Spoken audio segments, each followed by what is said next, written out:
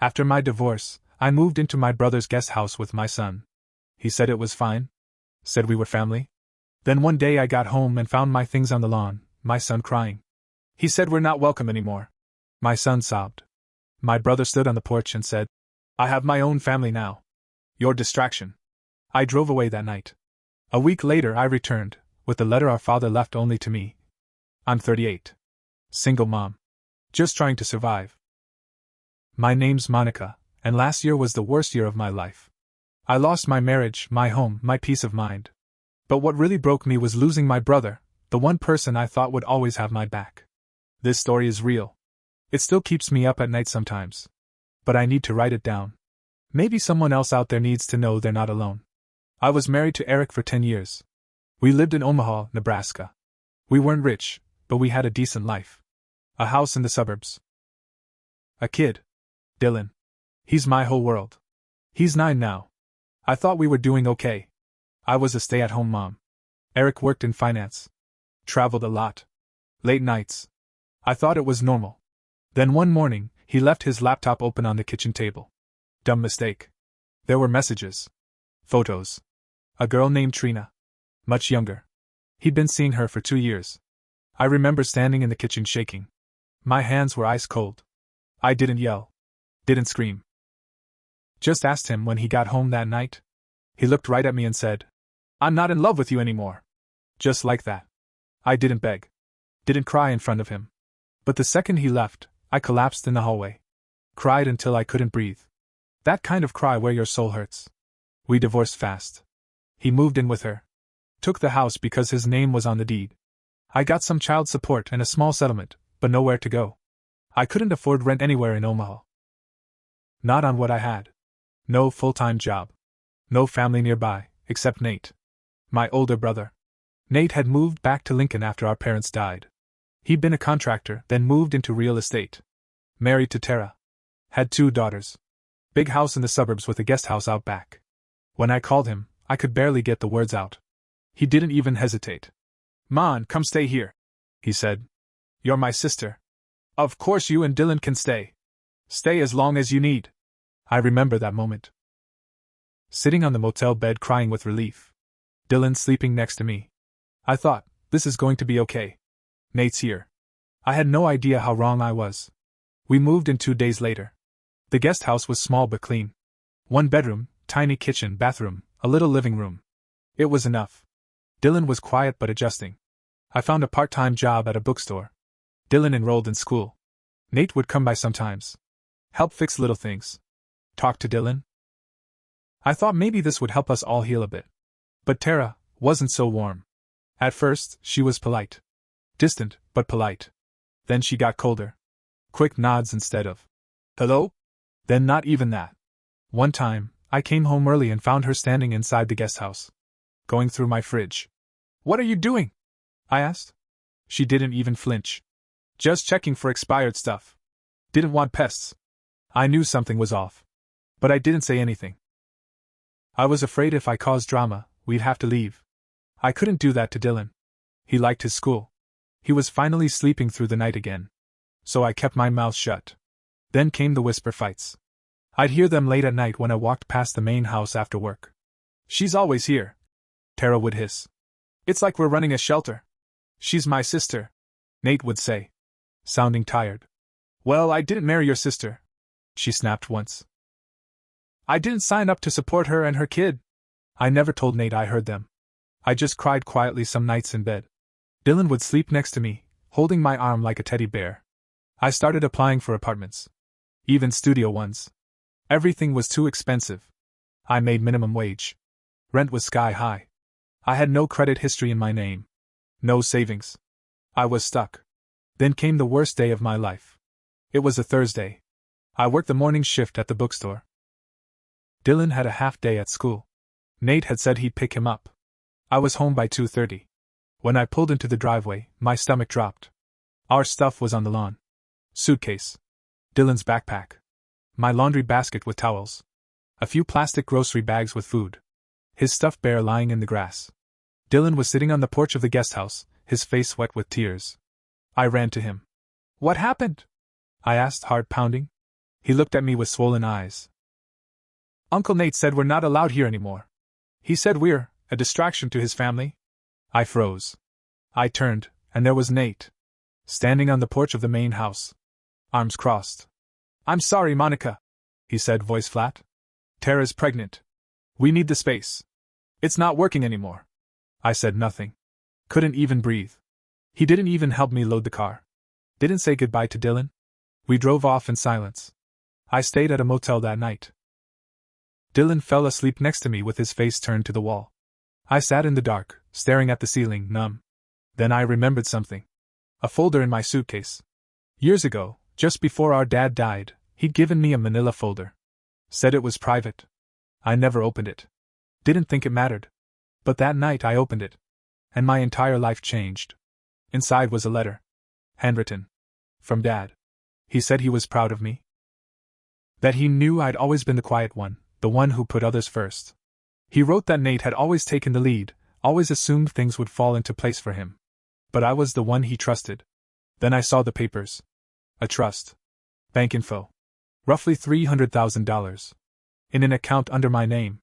Set aside after he sold his business. Not touched. And a deed. To the house. Nate had moved in after Dad passed. But Dad never legally transferred it. In fact, Dad had set it up so the deed would pass to both of us equally, 50-50ths. But the trust had a clause. If Nathan fails to uphold the family bond, the remaining interest in the house shall revert to Monica. I read it 3 times. Our dad knew this would happen. Nate had lied. I called a lawyer the next morning. Spent nearly all my money on the consult. But it was worth it. They said I had a case.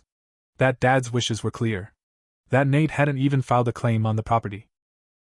Legally, I had every right to enforce the trust and reclaim the house. So I waited. I waited a week. Dylan stayed with a friend. I made copies of everything. Then I drove back to Lincoln. Parked in the driveway. Took a deep breath. Walked up to the porch. Nate came outside, confused. Monica, what are you? I'm here for what's mine, I said. He blinked. What the hell are you talking about? I handed him the papers. Watched his face go pale. My lawyer will be in touch, I said. You have 60 days. Or we can go to court and explain why you evicted your sister and nephew with no notice. He didn't say a word. I turned around and walked to my car. I didn't cry. I felt nothing but calm. The next few days were quiet. Too quiet. I thought maybe Nate would fight it. Try to find a loophole. But he didn't. Or maybe he was just stunned. Then Tara showed up at my motel. I was sitting in the lobby, waiting for Dylan to finish his homework in the room. She walked in like she owned the place. Her hair perfect, lips tight. Can we talk? She asked. I didn't answer. Just stood up and led her outside. We sat on a bench near the parking lot. I crossed my arms. She didn't waste time. You're really going to take the house? I'm not taking anything. It was always mine too. She scoffed. You've been bitter ever since the divorce. This isn't about Nate. This is about you punishing everyone because your husband left. That hit a nerve. You mean the husband who cheated on me for 2 years while I raised his kid and built his life? The brother who told me I was a distraction and dumped my son's things on the lawn? No. This is about boundaries. Her eyes narrowed. We're about to have a baby, she said. What kind of person takes a house away from a family with kids? You already have a house, I said. You had your chance to treat me like family. You made your choice. She stood. I hope you know, if you go through with this, Nate's never going to forgive you. I shrugged. He stopped being my brother the day he left my son crying on the porch. She walked away without another word. A week later, I got a notice. Nate had hired a lawyer. He was fighting it. Claimed Dad's trust was outdated and unclear. Said I was mentally unstable after the divorce and not fit to manage property. I stared at the letter and laughed. It was the kind of laugh that has no joy in it. Just shock. Rage. My lawyer wasn't surprised. She told me Nate was playing dirty, trying to buy time. But what he didn't know. Dad had also left a second letter. A sealed envelope. Meant for court if this ever happened. Inside it, Dad had written in detail why he gave me control. He described how Nate had borrowed money and never paid it back. How he was worried Nate wouldn't share with me. How I had always been the one to show up when it counted. It was like Dad knew every move Nate would make. We submitted the letter to court. Then things got uglier. I started getting strange messages. Blocked numbers. You're ruining a good man's life. Dylan doesn't need a house to learn how to suffer like the rest of us. I knew they were from Tara's friends. Her circle was tight, and she loved playing victim. Then someone egged my car outside the motel. Then Dylan came home from school crying. They said we're homeless freaks. He sobbed. They said you're stealing a house from Uncle Nate. I lost it. I went straight to the school the next day. Told them if any child or teacher harassed Dylan again, I'd press charges. After that, I pulled him out and homeschooled him temporarily. He didn't fight me on it. He was scared. And I hated that I couldn't protect him better. But I kept going. Because I knew we were close. At the court hearing, Nate looked nervous. He brought Tara. She wore all black like she was attending a funeral. My lawyer laid it all out. The trust. The second letter. The timeline. Nate's lawyer fumbled. Tried to say Dad wasn't in his right mind when he wrote the documents. But Dad had signed everything in front of a notary. There were witnesses. The judge asked Nate why he hadn't told me about the trust. He stammered. Said it didn't seem like the right time. That he was dealing with grief. The judge wasn't impressed. But he didn't rule that day. Said he needed a few weeks. So we waited. In the meantime, Nate started playing dirty again. He locked the gate to the property. I had no way to get to the house, even though I was legally allowed to inspect it. I filed a motion. The judge ordered the locks removed. When I showed up, the guest house was trashed. Couch cushions ripped. Cabinets smashed. Bathroom mirror cracked. Dylan's old books thrown into a pile and soaked with water. I stood in the middle of the floor and stared at the mess. My hands were shaking. Dylan stood beside me, quiet. Who did this? He asked. I didn't answer. But I knew. I took pictures. Sent them to my lawyer. That was the last straw. 2 weeks later, I got the call. The judge had ruled. I was granted full ownership of the house. Nate's rights were revoked based on breach of the trust agreement. I sat on the motel bed holding the phone. I should have felt joy. But all I felt was numb. Because I didn't win. I just survived. I picked up the keys the next day. The house needed work, but it was mine now. I stood in the living room where we used to open Christmas presents. Where Dad used to fall asleep in his recliner. I stood there and cried. Then I walked out to the guest house. Dylan followed me in. He looked around. Is it okay now? He asked. Yeah, I said, squeezing his hand. It's ours now. But I knew it wasn't over. Nate was going to come back. One way or another. And next time, I'd be ready. About a month after the court ruling, things started to settle. Dylan and I moved into the main house. I cleaned every room top to bottom. I repainted the walls, ripped out old carpet, fixed the plumbing. It felt like taking my life back, one room at a time. The guest house was still a mess from what Nate had done. I decided to gut it. Turn it into a proper workspace, maybe even rent it out one day for extra money. Dylan loved helping me clean it. It felt like we were building something that was truly ours. I was finally starting to feel safe again. Until I got the letter. It came in a plain white envelope. No return address. Postmarked from Lincoln. Inside, just a single page. Enjoy your house. Just remember, Dad only gave it to you because he felt guilty. He told me so. Said you always played the victim, and he was tired of watching you fall apart. You weren't his favorite. You were his burden. No signature. I sat at the kitchen table for almost an hour, staring at it. It wasn't just cruel. It was calculated. Nate knew exactly where to hit. I'd always wondered if Dad felt sorry for me. After my divorce. After I dropped out of college. After I became a stay-at-home mom and let Eric take the wheel. But Dad never said those words. Never made me feel small. Still, the letter shook me. I showed it to my lawyer. She said I could file a harassment claim if I had proof it was from Nate. But he was smarter than that. I changed my locks. Put up cameras. Took no chances. A week later, Tara sent a message through one of her friends. She wanted to talk. Off the record. I ignored it. Then she showed up. I was watering the front lawn when her car pulled up. She didn't get out right away. Just sat in the driver's seat. Then the window rolled down. I'm not here to fight, she said. Just to tell you something. I didn't walk over, but I listened. He didn't take it well, she said. The ruling. The loss. He's not doing good. Drinking again.